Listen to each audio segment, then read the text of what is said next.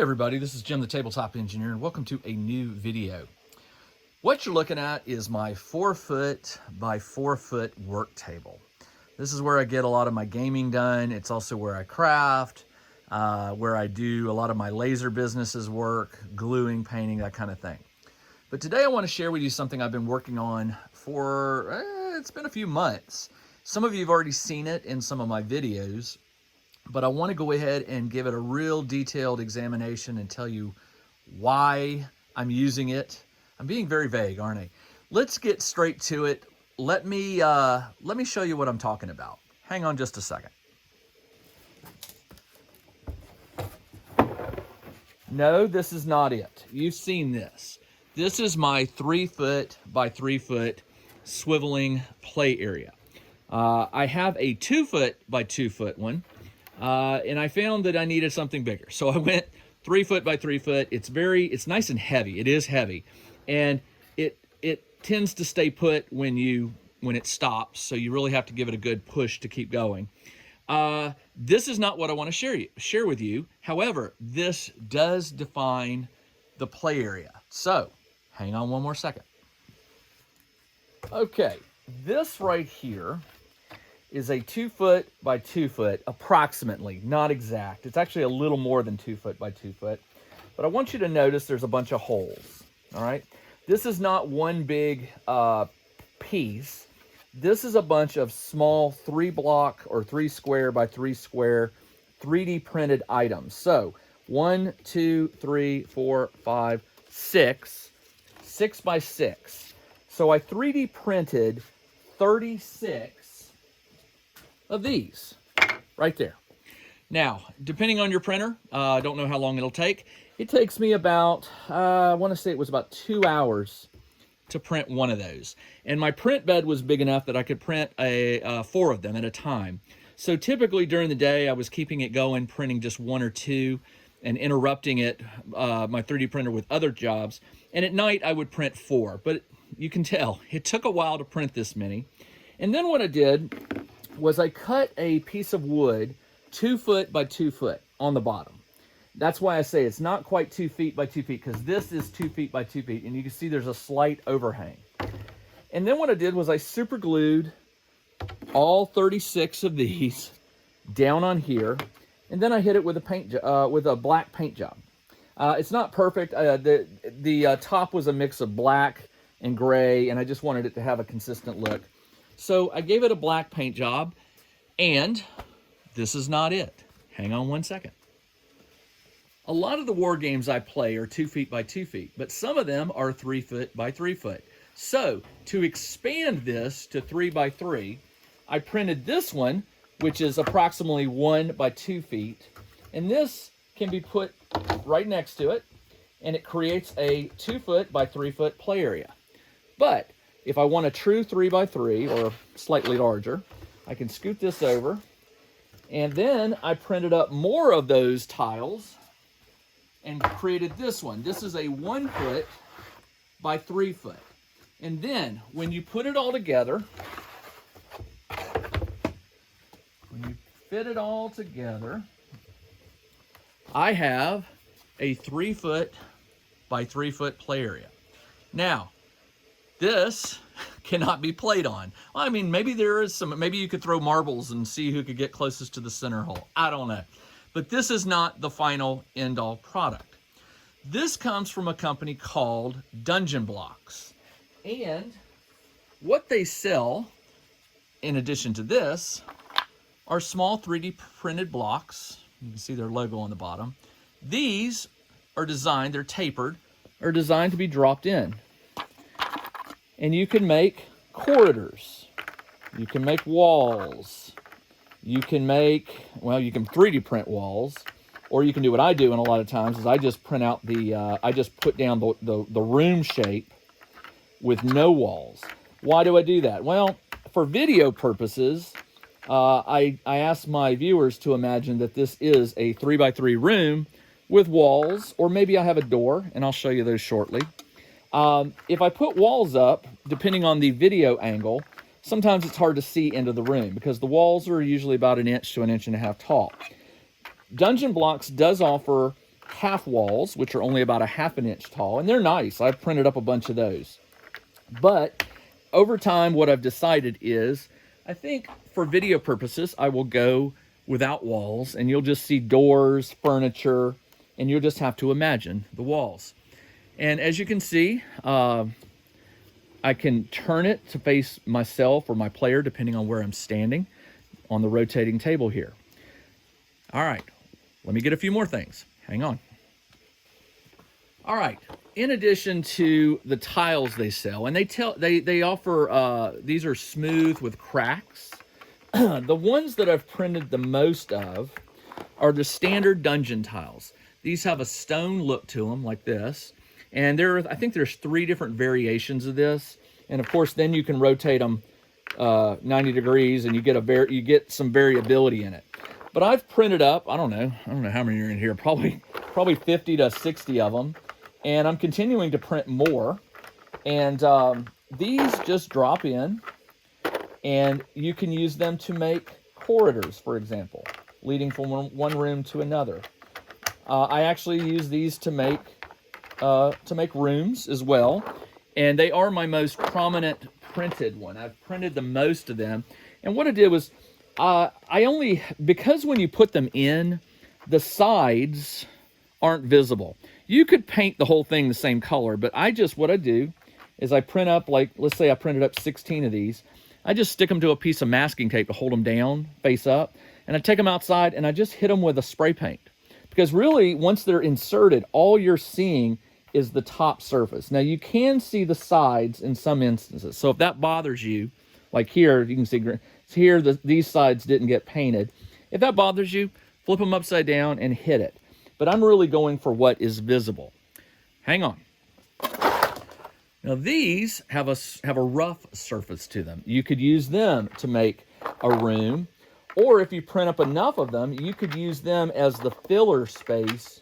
For example, between hallways and rooms, you could just, and you might not paint them the color I did. I painted them this dirty orange. But you could use that to simulate the solid walls that surround a room. I don't really need to do that, but for appearances, it makes for a nice, clean dungeon. So if you wanted, if I wanted to use this to do a dungeon delve in an RPG, I could build up the rooms and define the barriers. Remember, I said I don't tend to use walls, and I could just build up the barrier of a room using these orange tiles to define the room.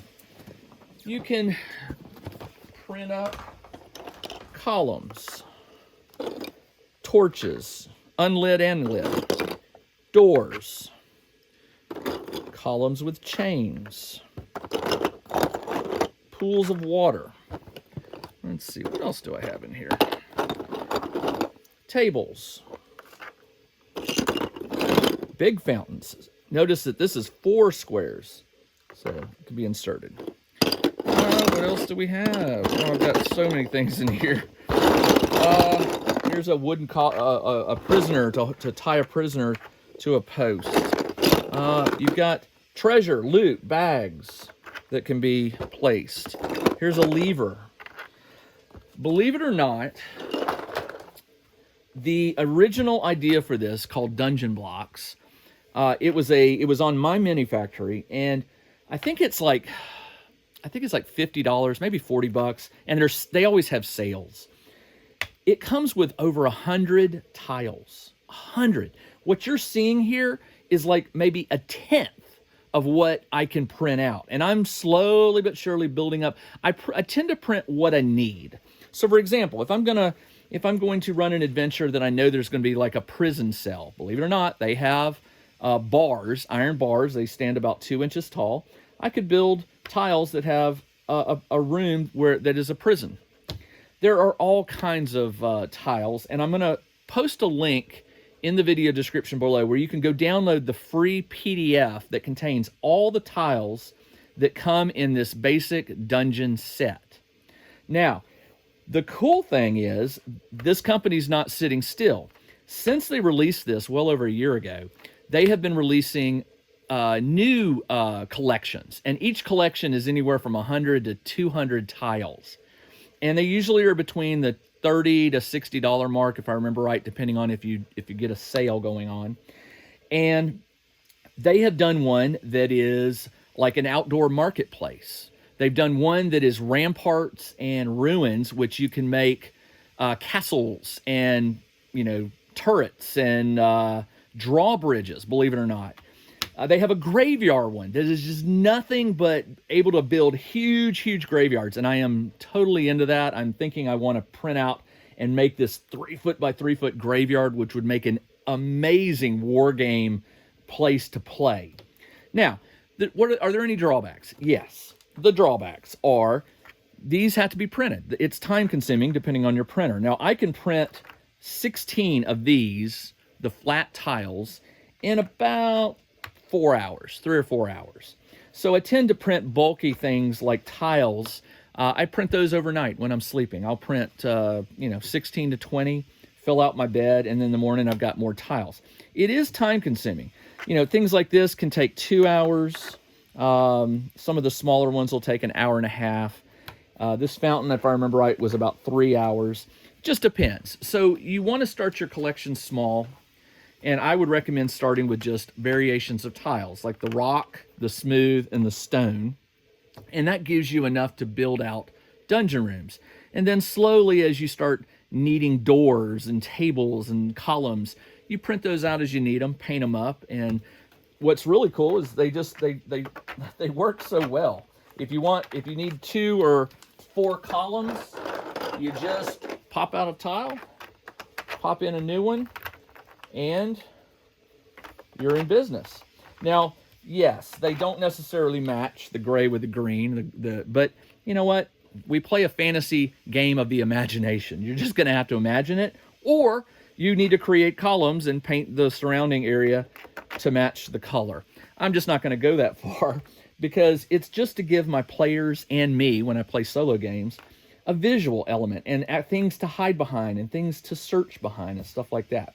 It's a really cool feature, and when I saw it over a year ago, believe it or not, it's taken me this long to get motivated to do it, and only in the last 2 or 3 months have I really been printing like crazy to create these. Now, this doesn't keep me from making other terrain. There are a lot of companies out there that sell terrain that I like. What I'm going for right now is to be able to fill this entire table with just the stone, right? And believe it or not, that's a lot of tiles, which is another drawback, by the way, because these things take up space. What I do is for these gray ones here, I have I just dropped it. I have this big tub, which is only about a quarter full, and it'll fill about a quarter of this. So when this thing is full, I should have enough to mostly cover the entire play area. And then I can put down non-dungeon block terrain, such as, I don't know, hang on. Now imagine covering this entire thing with a mix of cobblestone and maybe the orange dirt and, building out maybe, say, a city street or a city layout. Then it's just a matter of, do this, sorry. You could do some really interesting colors and variations with 3D terrain that is placed, on it. Just imagine this whole thing covered. And now I can put this on here. I could do a cityscape. They do have trees and ground and grass and rock. It just depends on your time, what you want, and your budget. But you could easily cover this in grass, rock, and trees, and you could have an outdoor setting and then use your 3D terrain to sit on top of it. It's, let's say you want to surround this by columns. Well, go ahead. You've got columns all the way around it. There you go. And you can imagine a gate here. But you don't have to imagine. They actually have gates. So you could put up a fence around the building if you so liked. It is, in my opinion, it's probably going to make my wargaming much more fun because The war games I like to vary the terrain. I don't like to keep using the same thing over and over. This is going to allow me to create unique layouts with non-dungeon block terrain. It's also going to allow me to create dungeon layouts that can spread out, and I've already been using it for that in some of my videos. Now, one thing I didn't mention, let me spin this around. This is the fantasy terrain, and it's called dungeon blocks, but they have tiles for sci-fi. Hang on. Here you go, a big old tub. Now, I printed this in green, but you can see that it's been painted silver. This is called Infinite Spaceship, and it was a set of tiles that they made designed to allow you to create the interior of a spaceship, or you could do a base. There's lots of variations of tiles that they have. You can see they have floor tiles, they have wall tiles, they have corner, and again, everything you see here, it exists for the fantasy one. So, all right, somewhere I have doors, but I'm not going to dig them out right now. They have doors, they have ladders that go down, ladders that go up. They have alien-infested tiles with acid blood eaten away, floor tiles, wall tiles, door tiles. They have engines, they have weapons, they have engineering tiles, you name it, and they've got it. Believe it or not, the reason I have way more tiles of this than I do the fantasy was I started on these and really realized that I also needed to do it in fantasy. So I took a break from the sci-fi, started printing the fantasy, and then it turns out I actually was using the fantasy blocks way more than the sci-fi ones. But I am getting back to these, and I'm slowly getting them painted.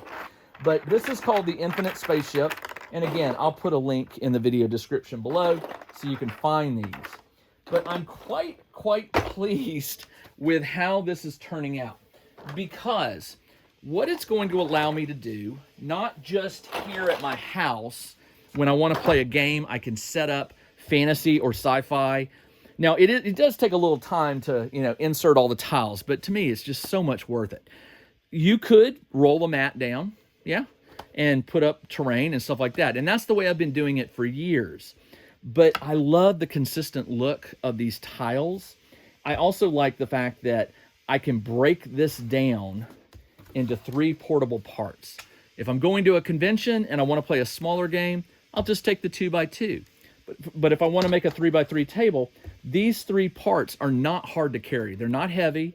And all I've got to do is carry a few tubs of my tiles, and I can quickly set up unique and colorful scenarios for all the different war games and RPGs that I play. I'm really curious to know what your thoughts are on this. Again, I won't say that this is a cheap solution. It is not. It requires an investment. It requires an investment in a 3D printer. It requires an investment in filament. It requires an investment in your time, because printing all this takes time, and building up your collection takes time. But I am finding right now that I am so enjoying playing on these tiles. For example, I've been using them for a game of League of Dungeoneers, and I'm actually getting ready to test. I don't know if it's going to work out, but I play a game called 2D6 Dungeon and another one called 4 Against Darkness. And in those, you randomly generate the size of rooms. This is totally this would be a great option if you want to have a physical dungeon and move miniatures through a procedurally generated dungeon for, say, those 2 games. I am going to be trying it. I'm not sure if it's actually going to be good to do every game, but I at least want to try it. I want to see if a game of 2D6 might be fun playing in a 3D environment versus just drawing my map out on paper. So if you have any questions about this, I would love to hear it. It's a work in progress because, like I said, I don't know if you can hear it, but I'm still 3D printing right now. I'm 3D printing some more tiles. And like I said, whenever my 3D printer is not printing something for another project, I have a bunch of saved files that I can upload quickly to my 3D printer to, say, print another batch of these tiles. Or I have one that says 8 columns. Let's say I need more columns. I can print those up with just sending a file to the 3D printer. All right, there you go. This is called the Dungeon Block system. And again, check the video description below for links if you want to go check out what all they sell. They have about, I think they have about 6 different themes right now, and there's another theme coming very soon, and I can't remember what it was. It was, they just announced it, and I just went blank on it. But I think they've got a hit on their hands because they continue to keep releasing these big projects of 100 to 150 blocks. And I don't think they'd be doing that if they weren't getting the sales from people. And I've seen this system being used on other videos, so I know there are people out there that are using it. I just don't know if anybody else has gone to the extreme I have with printing out these big portable boards to keep everything handy. Now, a few caveats. It does not have a magnet. At least I don't believe it has any kind of magnet system to like hold these little 3x3 these. I haven't seen anything, but if you're a whiz at STL, upgrading, you could probably figure out how to embed magnets in these so that these things could magnetically stick to one another. And maybe that's an upgrade they have planned down the road, or maybe they do sell it and I just haven't seen it, but I could be wrong. But as far as I know, these are standalone, and that's why I glued them down. Now, can you do levels? Yes. This right here is an example of a level. It uses these small blocks, and I don't have any handy. Let me see if I do. I do. All right. So these right here, what they do is they drop in, and I've learned to use 5 of them in an X pattern. And these little nubs here, they allow you to put one on top, and it locks it in place. And they have stairs, so if you wanted to put tiles up here, they have staircases, and I've got some somewhere, but I'm not going to go dig them out just this second. They have stairs that when they drop in, they lead right up to the edge. Everything is scaled perfectly.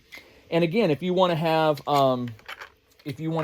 more, a big, this is just a 3x3, but you could easily print up enough of these and enough of these that you could create elevated rooms with staircases, and you could not just go 2-dimensionally, but you could go 3-dimensionally on here as well.